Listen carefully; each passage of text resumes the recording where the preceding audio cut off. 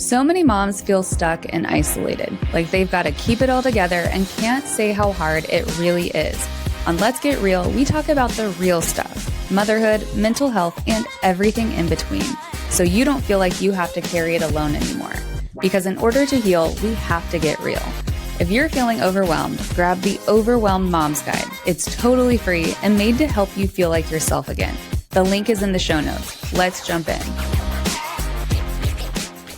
What do you do when trauma changes your life in a heartbeat? For Susan Snow, it meant walking through grief, PTSD, and unimaginable loss, and eventually choosing resiliency over victimhood. Susan Snow is an author, speaker, and trauma resiliency coach. At just 17, she lost her father, LAPD Detective Thomas C. Williams, when he was ambushed and killed. Now she helps others walk the path from grief to growth, showing that recovery from trauma, though never easy, is possible. Susan, thank you so much for being here today. I've been really looking forward to this conversation with you. Thanks for having me. Yes, thank you. Well, I would love to be able to kind of jump into like the beginning part of your story. So I know that it started with a devastating loss that no teenager should ever have to go through. Can you share what those early days were like for you and your family and how that experience shaped the way that you saw the world? Sure. Well, it was my dad, my mom, myself, and I had a 6-year-old brother at the time. I was your typical teenage girl. I had a typical teenage life. My dad and I were very close. He was a very present father, and he always made you feel like you were the most important person in the room. Wow.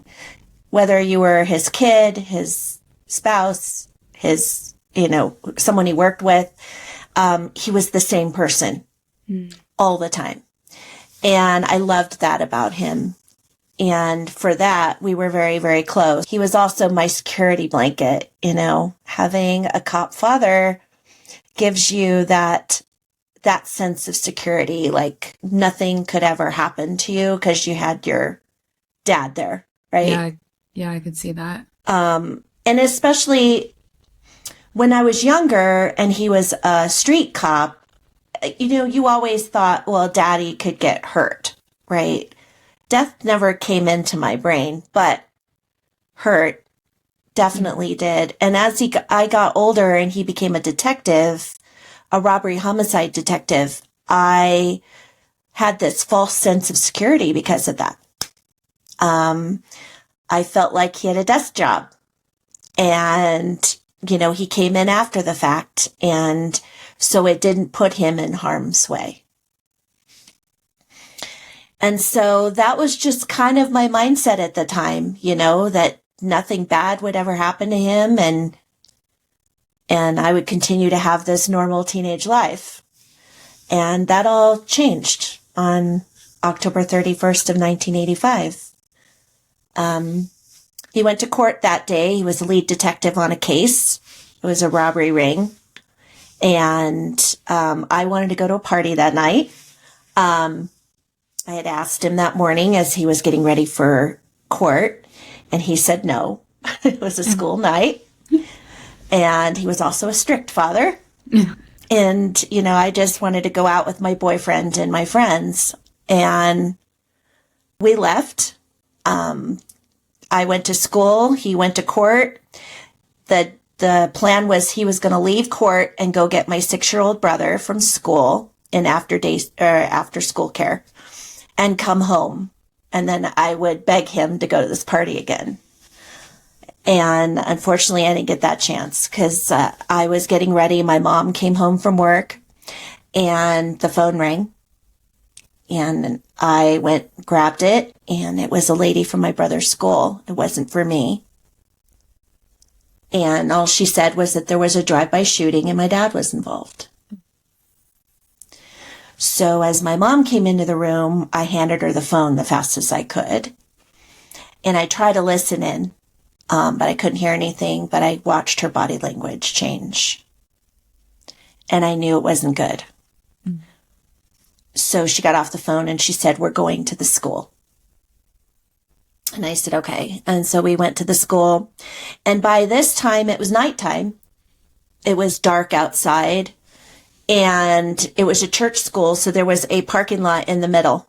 And 2 officers came up and they grabbed us by our arms and escorted us out of there and back into the school. And we went into an office. And I sat down on a chair. My mom got taken aside by a couple of detectives. I didn't know where my brother was. I didn't know if he was hurt. I knew nothing. And as I was sitting there trying to navigate all of these feelings and seeing all the chaos around me, I listened to 2 ladies that worked at the school, and they were speaking to one another. And the one lady said that my dad was deceased. And that's when my world shattered. So there was this feeling of wanting to jump out of my chair and run out of that room and as far from this as possible. But I literally felt like my entire body was filled with cement. Like I could not move. And my mom came into the room and she said, I'm sending you with a neighbor. So, navigating all of that, going back to my neighborhood with the neighbor who had known us for years. And she was trying to navigate her own feelings of what she had heard and what she was seeing. Because my entire, usually quiet neighborhood was totally inundated with law enforcement. And there were helicopters overhead. It was a huge story, so the media ascended. Wow. And I was totally beside myself. I was inconsolable. And at the time, all I wanted was my boyfriend. And we had only been dating 3 months. And back then, this was mid-'80s. There was no talk about mental health. There was no resources for kids. LAPD had systems in place for widows and widowers, but they really didn't have anything in place for kids. So we were kind of on our own. And when I did make the decision to go home that night, there were strangers in my living room that I had never met, nothing. And when I walked in the door, I could hear my mom in the background. I knew she was there. But nobody came to us. Nobody even remotely realized I was home. So I was able to make my escape into my room, which that's what kids do. They go and hide. Yeah. So that's what I did. I went and hid. I didn't want to answer any questions. Oh, yeah. Now I know they were dignitaries and, the chief of police was in my living room. Like, I had no idea. Yeah, it's like a blur. And I could hear my brother through the night. I could hear him crying. So I knew that he was home and I knew that he was not physically hurt, but I had nothing left. I couldn't even pull my head off my pillow to go and console him. And so I thought, well, my mom will do that. My mom will go and be with him. Unbeknownst to us, because it didn't come out until the trial many years later, we too were the target. Oh my gosh. This was a planned out assassination of my dad in retaliation for his testimony. And so we had that police presence for 6 days. And so I went from having this normal teenage life to this, and which was trauma over trauma, because not only was I trying to grasp losing my father, losing my security, even though I had all of those police officers, I still felt unsafe. Because the one person that made me feel the safest was gone. And my relationship with my mom was not a healthy one. My dad was always the voice of reason, the go-between, and so trying to navigate that relationship on top of losing him, on top of not being able to grieve privately. Because there was always someone in my face. Literally. And someone you don't know. Yeah. Strangers. Yeah. Who tiptoed around me. Right. Didn't talk to me too much. Nor did my mom, for that matter. Mm. And, I don't blame her. I mean, she had a lot of things going on at the time, and then she's navigating her own grief. But for me, as a kid, that was hard because I already felt like I wasn't important in the scenario. I mean, it even took the media 2 days to figure out he had a teenage daughter. Oh, wow. And the reason that is because the last thing my dad did on this earth was save my brother's life. Mm. So obviously all of the focus would be on my 6-year-old brother and my mother. Right. Of course, but it also started this pattern of behavior for me of I need to figure this out on my own. Like yes. I'm on my own, basically. Yeah. I can see that. Like, feeling like you're one person on an island. Yeah. And I couldn't even at the time, talk with my brother about it or whatever, because we had 2 different experiences, but he was so young. Right. I had 17 years with my dad. And, so our relationships were different with my dad and our experiences were different. Yeah. And even like the language, like he at 6 wouldn't even have the words to be able to share what happened, what he was feeling to the level that even. Yeah. At 17, like I was dealing with all of the things that trauma brings you.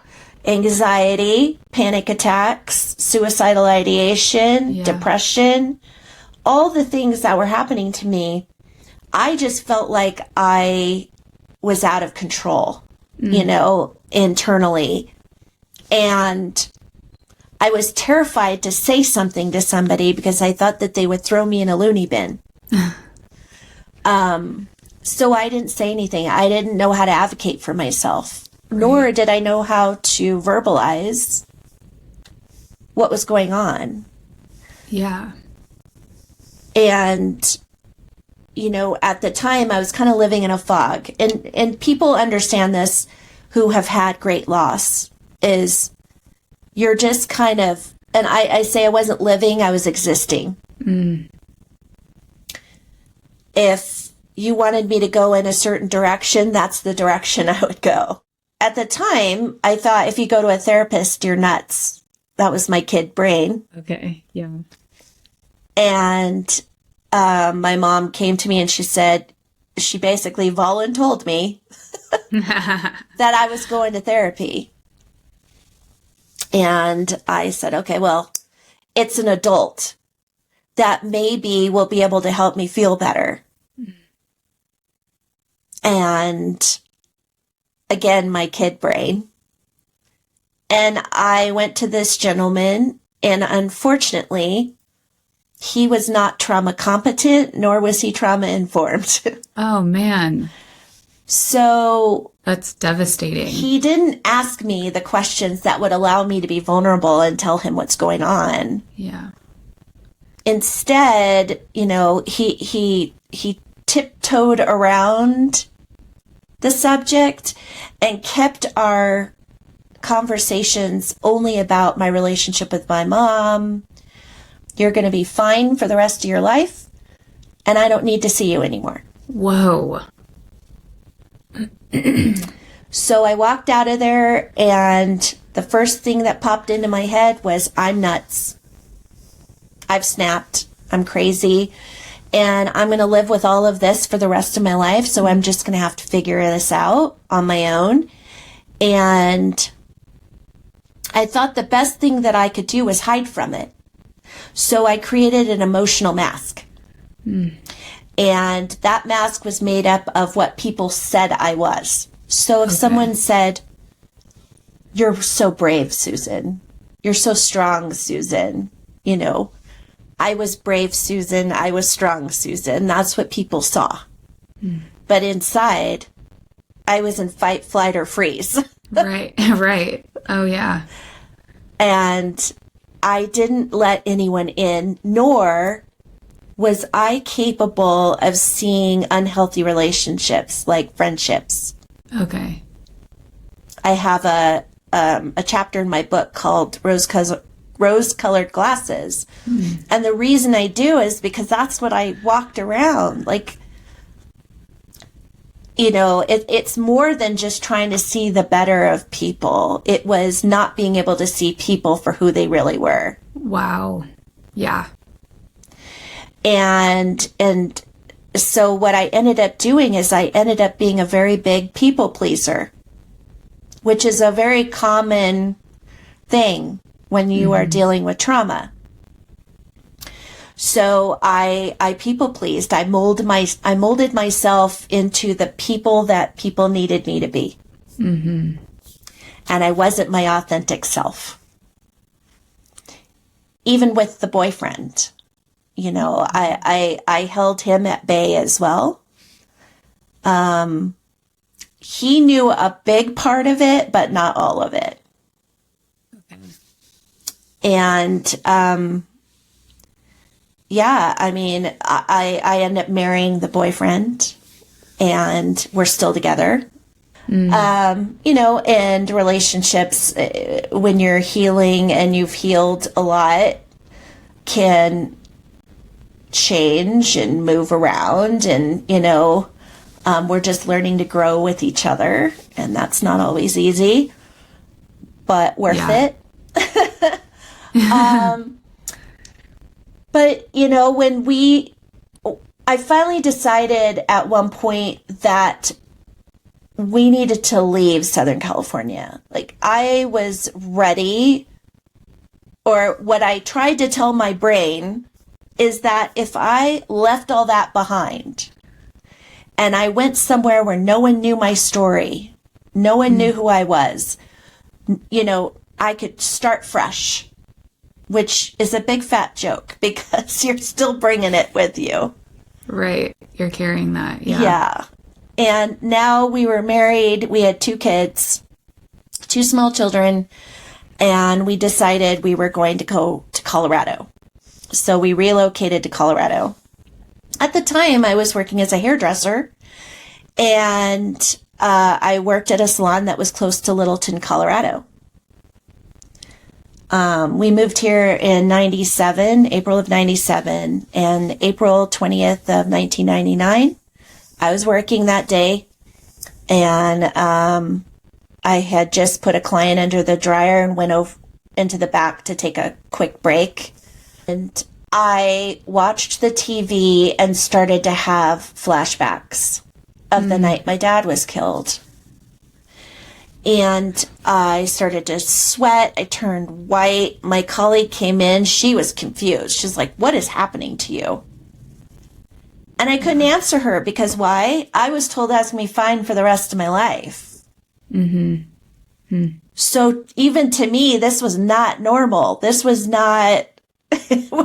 Yeah, you knew something was off. You're like, something's wrong. Yeah, I was like, but I don't understand. I don't live in that neighborhood. I don't have any kids that go to that school. Like, why is this affecting me the way it is?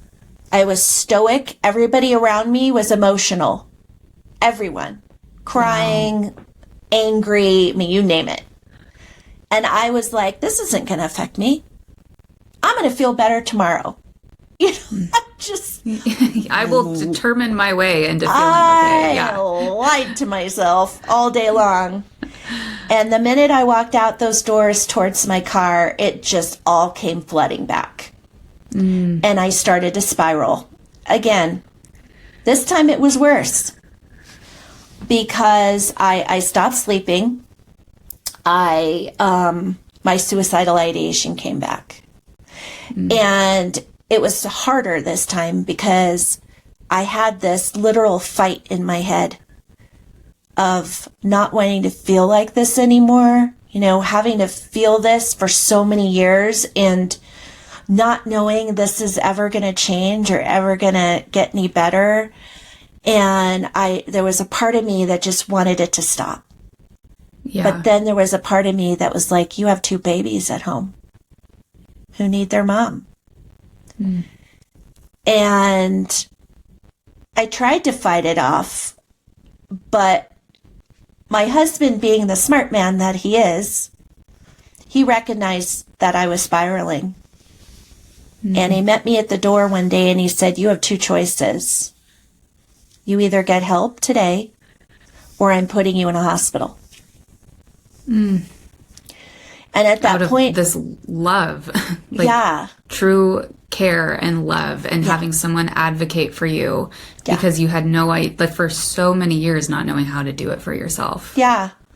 And he knew it was a slippery slope. He wasn't about to lose me. So he's like, you got to do something. And I, at that point I was terrified, and I put up that white flag. I surrendered. And I said, okay, I'll make an appointment with a doctor. And I did. I made an appointment with a physician that day. And I went in and he put me on antidepressants because that's what they do. Yeah. And then he handed me a business card with this trauma therapist. And he said, I want you to make an appointment with her. And I made the appointment. I went in and I sat down with this woman. And in the first 3 minutes of sitting with her, I knew this was different. And I finally felt like I had a safe space because she was asking me the questions that I had longed to hear for so many years. And it allowed me to be vulnerable. It allowed me to open up to her and feel safe enough to tell her what I went through at 17 and what I was currently dealing with. And she listened to me intently. And she said, Susan, everything you've gone through since you were 17 is normal because you have PTSD. What a relief to hear her name that and to be like, I'm not crazy. Yeah, but I was confused.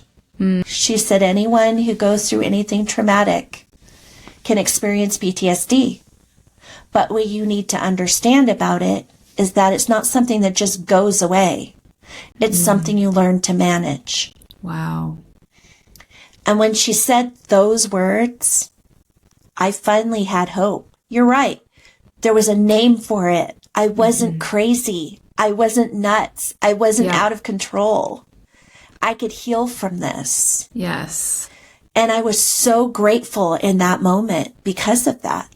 Yeah, it's hope for the first time in how many years? That's... and you desperately, it's like we as humans desperately need that.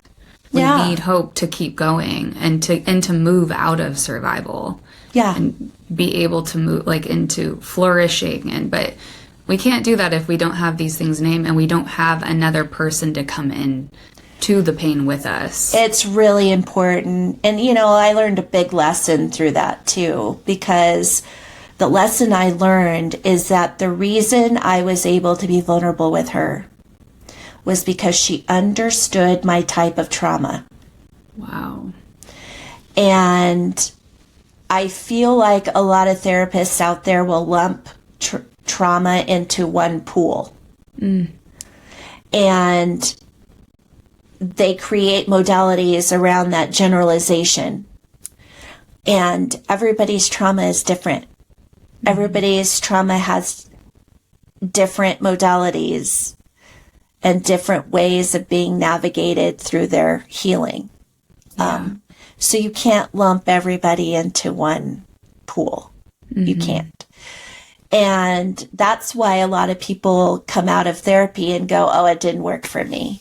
Because it's overgeneralized. Yeah. And so when I talk to people like that, especially in my coaching, I tell people you haven't found your person. Yeah. And when you find your person, that's when your true healing will happen. That is such a good point, because I think it's common to think, oh, I'm going to a therapist and all therapists are made equal. It's like, no. Unfortunately, that's not the case, just like with plumbers or doctors or lawyers. And so finding somebody who is a good fit and who really does understand, like you feel like they hear you and understand your experience, it's huge. It's huge. And to not just give up after one try. Well, and here's a biggie. Your healing is your healing. It's not your doctor's healing. That's a great point. So you have every right to interview your therapist. Make sure they understand your type of trauma. How many people have they helped with your type of trauma? You know, what were some of the modalities that they used? Those kind of things. That's so true. And that way, you'll know if it's a good fit or not.